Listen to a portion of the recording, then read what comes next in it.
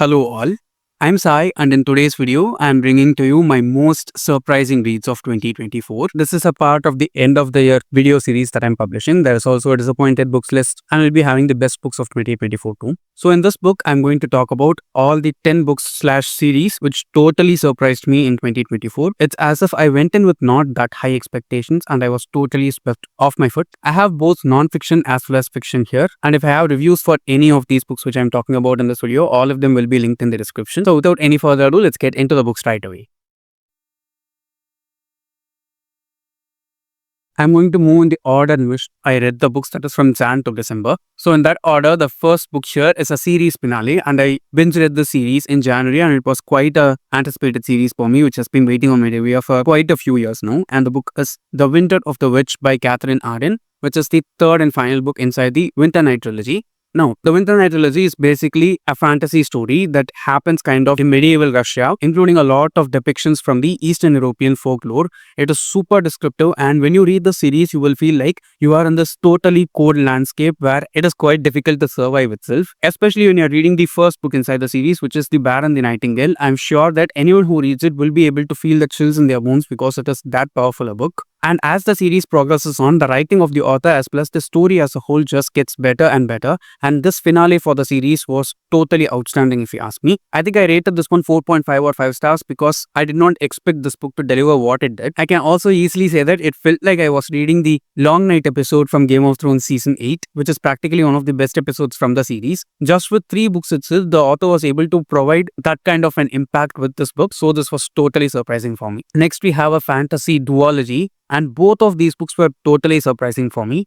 I knew that the series was good, but I did not expect it to be this level of good because I have not seen anyone talking that great about it before. Everyone has said good things, but not to the extent to which I felt while reading the series. Just with 2 books itself, the author was able to flesh out the world really beautifully, and the characters were also masterfully done. It's a YA series, so if you're 13 and over, you can definitely go forward and read the series because it is perfect for anyone of any age range, and it is the Raybar Duology by Jordan Ifueko. The first book is Raybearer and the second one is Redemptor. Just see the covers of the books. They are also very pretty. There are so many elements in the cover, but you can see that all of those elements in both the covers make a face in the center, right? It is so beautiful. In this series, we follow our main character Tarisai from her childhood into her new adulthood, I can say. And she's basically a Raybearer who has this ability to connect with the Ray, which is the divine power inside this world. She becomes a part of the council of the 16 people who are the ministers for the prince of this kingdom. And once the king dies, the prince will become the king of the kingdom, and this council of 16 members, who are basically teenagers inside the series, will follow along with the prince. The world building here is exquisite, and the representation of mental health and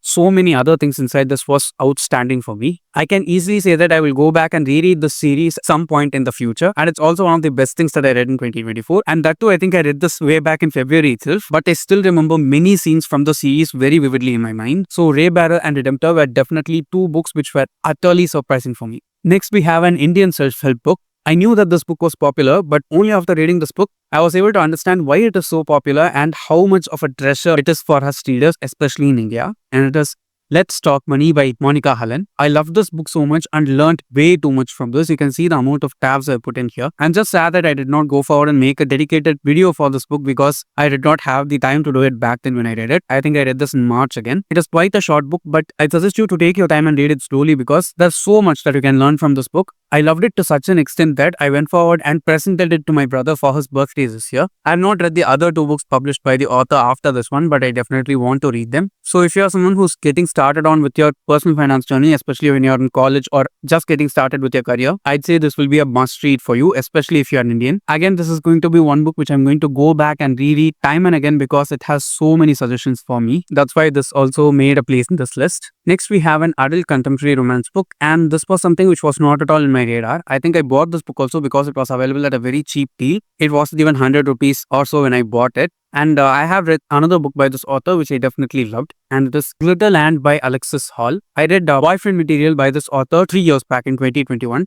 And I did like that book very much because it was so mature. And in this book, we follow our main character who's this author, and he's totally depressed and has a lot of mental health issues like anxiety, depression, PTSD, and so many other things. And the author just goes on and depicts them to us blatantly clearly. It is a book which is difficult to get through, and it is also really an adult book. So only if you are 18 and above, you can go forward and read this. Otherwise, please don't, because it is very heavy to handle, okay? It has some explicit scenes also, but apart from that, I can say that it is even more difficult to handle as a subject itself. The romance inside the book was okay if you ask me. I'd not say that it's great. And this one also has a sequel. I think I will go forward and listen to the audiobook of that one. But for now, I don't think I'll be doing it because I'm not in the mood to read something sad like this one. Even though it was sad, the representation inside it was great. The writing of the author was awesome. And after reading this book, I was able to understand that the author has a great range because boyfriend material is quite funny, at the same time serious, balanced really well by the author. And this one I can say is not that much funny. It is quite serious, but it does not go to the extent that it will put you into a slump or make you feel depressed. It will make you understand the character, at the same time, want to take a step back so that you don't get engulfed into the story. So that was definitely not something which I was expecting from this book, and I also hope that it will be sad. In a way, it ended up satisfying me, at the same time surprising me, and I want to keep going on with the series. Next, we have a standalone fantasy book, and it is also super atmospheric, okay? You have to read this when it is raining out there, and the book is A Study in Drowning by Ava Reid. I have not read any other book by this author before this one, but I know that she has some other standalone works out there, and even this year I think another book named Lady Macbeth was released by the same author, so I'm super interested to go forward and read her backlist and also Lady Macbeth. I read this book in May, and I'd suggest you to read it while it is very heavily raining out, okay? For some reason during May in Chennai it rained for 1 week, and fortunately I got to read this book exactly during that time. It was perfect to read during that season because water plays a huge role inside the story as a whole. And here we follow our main character, who's this woman, and she's, I think, in the first or second year of her college, and she's studying literature. She gets this opportunity to go forward and live in the mansion of her most favorite author because he has died, and she wins some kind of contest to go there and stay in that mansion and gather details about the author for some work. While she's going there, she also gets to meet this other student who got the same opportunity, but instead of adoring the author and admiring him like she does, that student is there to criticize his work and to show him to the world as a fraud. There is a little bit of romance which proves that, but that's not the main point of the book at all. It just shows us how fairy tales can be scary, and how the thing that you want most after you read it can end up being something which you did not expect at all. I'm planning to reread this by the end of 2024 itself. Let's wait and see, because it's not a huge book. If I start it, I can just read it in a couple of days and just see the cover of this book. It is so beautiful. I like the US cover of this one also because that one is much prettier than this. So yeah, if you want to read a nice chilly book, perfect to go with the rain, you need to read A Study in Drowning by Ava Reid. Next, we have a super popular classic. It's a children's classic, but I've said this many times, I'm not a classics person. For some reason, they don't connect with me at all. But I had an accident this year and I was bedridden for a couple of weeks, and I read this book during that time. It helped me so much to change my mindset and just see life in a much more positive note. And the book is Anne of Green Gables by Ellen Montgomery. This is also the first book inside an 8-book series, so I might probably go forward and read the other 7 books inside the series too. Let's wait and see. But here we follow Anne, who's an orphan girl, and because of some accident, what happens is she ends up being wrongly adopted by her adopted parents, and for some reason they want to bring her up too. We totally focus on Anne and her life inside this book. It is not a different story, it is very easy, but for me what makes this story very special is Anne, the main character itself. In the beginning she was totally annoying for me because she kept on seeing the world with rose tinted glasses, like everything was totally positive and really good. But only as we grow up along with Anne and understand her, I was able to see that she has to see the world in such a way because she has had no one to take care of her for most part of her life. So when she gets the things that she gets, even if they feel very normal to us, they are things which need to be acknowledged and to be expressed gratitude for. I got that really well from this book, and it helped me see my problems from a very different perspective. So Anne of Green Gables by Ellen Montgomery is definitely one book in this list. Next, we have an adult Indian standalone fantasy book, and it is The Yogi Witch by Zorian Cross. Now, here we follow our main character Jay, who's a witch, and he's 21 years old at the beginning of the story.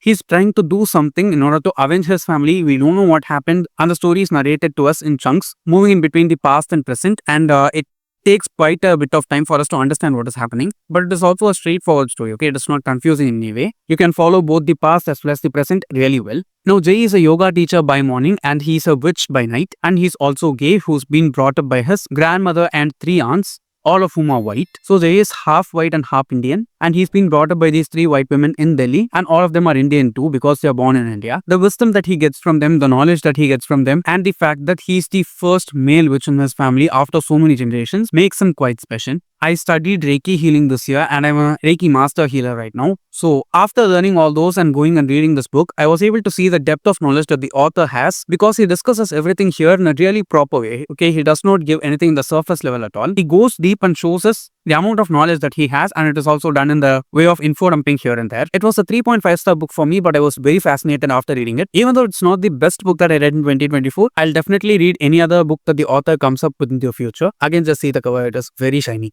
Next, we have an adult sci-fi / mystery book because I am not able to categorize this into both of the genres because it is somewhere in between, and the book is The Center by Ayesha Manazir Siddiqui. This was a recommendation from one of Anchal's videos, and I was totally dumbstruck after I got to the end of this book. The basic plot of this book is there is this place called the Center where people can go and learn any language that they want that is being offered by the Center, and they can learn the entire language. Okay, they can get the entire wisdom and knowledge of the language to read, write and speak it really easily in just 10 days. That's like a strict schedule and program that is followed there, and the people who enroll themselves there have to pay a fortune in order to get into the course, and it is also not easy to get in. But once they finish the 10 days, there's no going back, and they'll definitely know any language that they select completely. The character work sure was nice, but more than that, I can say that the things that go on in the Center, why it is very exclusive, why it is so posh and secluded from the society as a whole, is explained to us very beautifully by the author here. And from the way in which the book ended, I can easily see that there's going to be some sequel in the future for this book, and I'm very eagerly waiting to read it. And this cover of the book in specific, compared to the other cover of the book, just makes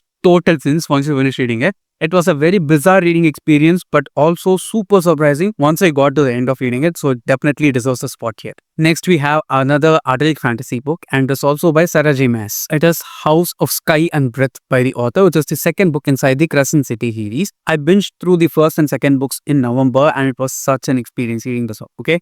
The first book was very good, and when I got to the second book, it was nice, but it was not as good as the first book for me. But that opinion completely changed when I got to the near end of the book because something happens, okay? J Maas does something towards the end of this book which kind of changes the entire series and the way in which it is going to go forward and how the next third book inside the series is going to be. By the point I'm filming this video, I have not read the third book inside the series, which is House of Flame and Shadow yet, but I've heard that one is much better than this one. I can see why, because I know who are all going to come inside that book after finishing this one. My plan was to finish reading Throne of Glass and then get to the series this year, but because of some personal reasons, I was not able to continue on with Throne of Glass this year. I have 4 more books inside the series to finish, and I will finish it in 2025 as a priority. But this one did something which I did not expect, and for that, I'm hugely impressed by J Maas and the ambition that she has for the series. So House of Sky and Breath was definitely a surprising day for me. The final book inside this list is one book which I read very recently, that is just in December.